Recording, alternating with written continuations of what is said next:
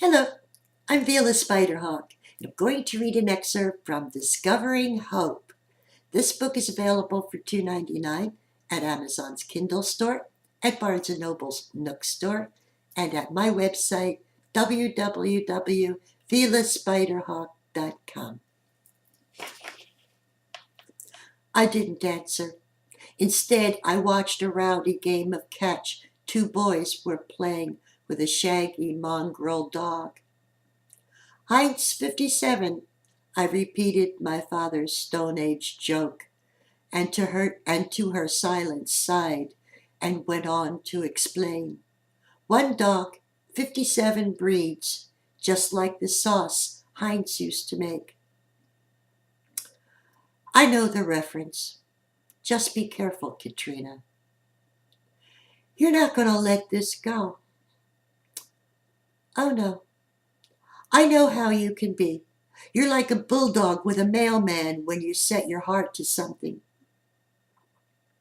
That's letter carrier, I dodged. Susan screwed up her face. I hate that term. It sounds like some kind of disease. She threw her hands up. Back away. I'm a letter carrier. You could catch a dreaded case of the K's.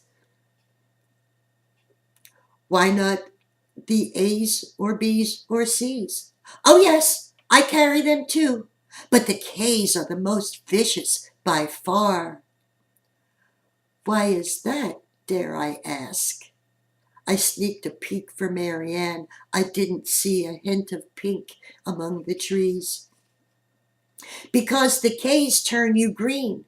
Yup, from your hair down to your toes, you turn a bilious yellow-green. It isn't pretty. A border collie erupted from behind a sycamore, an unfortunate young woman in its tow.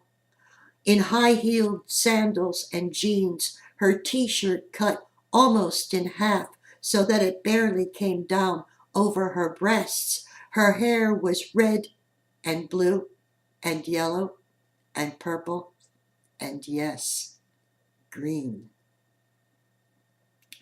Don't let her near you, Susan giggled. She's probably contagious. She has the first signs of P, B, Q, and K.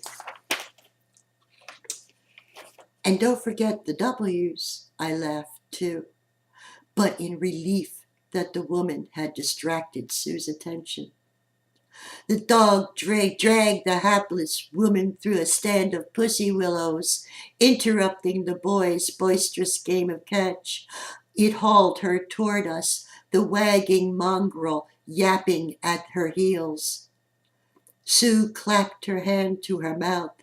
She punched her thigh and pinched her nose, but her guffaws exploded like a shaken soda. My laughter came at first in ripples and then snorting shamelessly. I brought my friend to shrill and breathless giddiness. I laughed in surprise that I was able to laugh, and at the joy that after years of merely smiling on occasion, I could let the tide of humor carry me. Eyes clamped shut, my stomach hurting, my whole face aching ruthlessly. I let my shrieks and tears of celebration flow. The multicolored, half-teed woman, tangled up in two dogs and a leash, huffed at our rudeness, but we could not shut it down. Helpless on the waves of glee, we shushed each other, flailed our arms, poked each other in the ribs, but could not stop. Toggled in a twisted leash, she hobbled over to our bench and slapped our faces.